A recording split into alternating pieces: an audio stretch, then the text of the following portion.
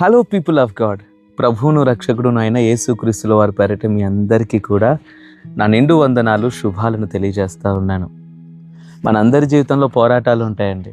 పోరాటం లేకపోతే అది జీవితమే కాదు.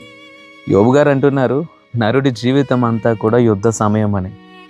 కాకపోతే ఒక్కొక్కరి జీవితంలో భిన్నమైన పోరాటం.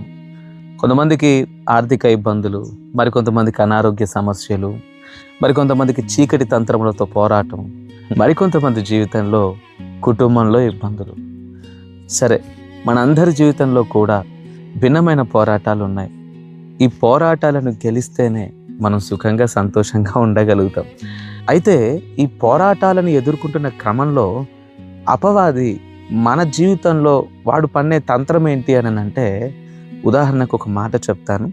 అదేంటి అని అంటే, ఓ వ్యక్తి ఆర్థికంగా బాగా కృంగిపోయాడు, బాగా నష్టపోయాడు. ఇప్పుడు తన జీవితంలోని ఈ ఆర్థిక పరిస్థితులను జయించాలి, ఈ ఇబ్బందులను జయించాలి. ఎలాగా?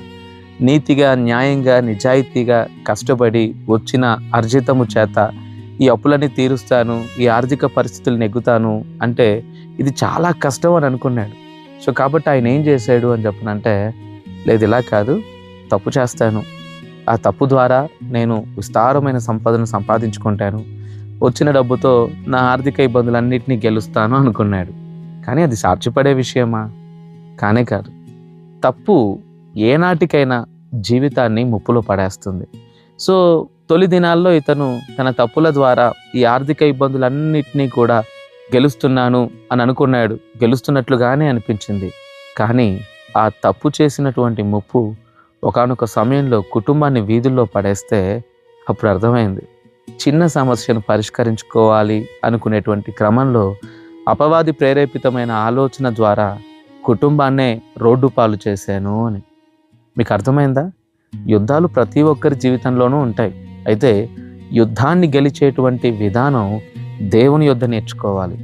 ఆయన ఉద్దేశించిన మార్గంలో మాత్రమే మన యుద్ధాన్ని నిజంగా గెలవగలుగుతాం. తప్పుడు విధానంలో పోరాడతాను, నా తప్పుల ద్వారా నా పరిస్థితులను జయిస్తాను అని అనుకుంటే అది మన అజ్ఞానం. అది మన జీవితాన్ని గొప్ప ప్రమాదంలో పడేస్తుంది. యాకోబు రాసినటువంటి పత్రిక 4వ అధ్యాయం 7వ వచనంలో ఇలాగ రాయబడి ఉంది, దేవునికి లోబడండి, అపవాదిని ఎదిరించండి, అప్పుడు వాడు మీ యొద్ద నుంచి పారిపోతాడు అని.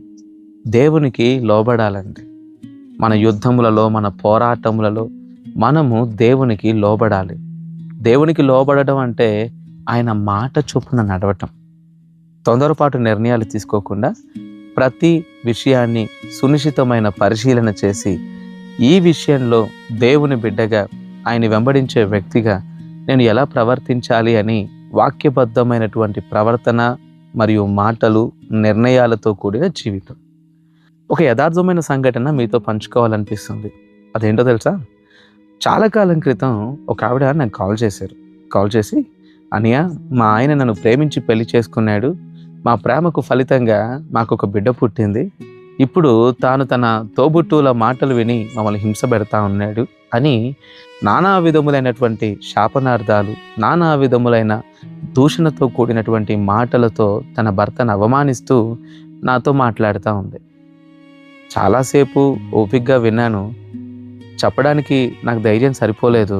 కానీ ఊపిరి బిగబట్టుకొని నేను ఒక మాట చెప్పాను, నీ భర్త మారకపోవటానికి గల కారణం ఏంటి అని అంటే నీ యొక్క శాపనార్థాలు, నీ యొక్క దుర్భాషలే అని. ఈ మాట చెప్పడానికి నాకు భయం వేసింది. ఎందుకు అని అంటే నన్ను కూడా తిట్టిద్దేమో అని. కానీ ధైర్యం చేసుకొని ఈ మాట చెప్పిన తర్వాత ఆ బిడ్డ నాతో ఇలా అనింది, అన్నయ్య అయితే మరి నన్ను ఏం చేయమంటారు ఇప్పుడు అని. చాలా సంతోషం అమ్మా, మీరు నా మాట వినడానికి ఇష్టపడుతున్నారు కదా. ఇక పైన నీ భర్త ఎంత దుర్భాషలు ఆడినా సరే దూషణకు ప్రతిదూషణ చేయకుండా దీవించండి, ప్రేమపూర్వకంగా మాట్లాడండి, ప్రేమపూర్వకంగా ప్రవర్తించి చూడండి. ఈ మార్గంలో విజయం కాస్త ఆలస్యం అవ్వచ్చు, కానీ ఖచ్చితమైన విజయాన్ని పొందుకుంటాము అని. కొంతకాలం తర్వాత మరలా ఆ చెల్లి దగ్గర నుంచి నాకు ఫోన్ వచ్చింది. తను ఏమనింది అంటే, అన్నయ్య, నా భర్త మారిపోయాడు, నా కుటుంబాన్ని నేను కట్టుకోగలిగాను, మేమిద్దరం ఇప్పుడు పలానా ప్రాంతంలో కాపురం ఉంటున్నాం, చాలా సంతోషంగా ఉన్నాం, thank you for your prayers and counselling అని చెప్పింది. చూసారా? దేవుడి మార్గంలో ఆవిడ ఒక ఖచ్చితమైన విజయాన్ని పొందుకున్నారు. మురికి నీళ్ళతో మురికిని పోగొట్టలేం కదా, మంచినీళ్ళతోనే మురికిని పోగొట్టగలుగుతాం. అలాగే తన ప్రేమైహిక మంచి ప్రవర్తన ద్వారా తన భర్తను రాబట్టుకోగలిగింది.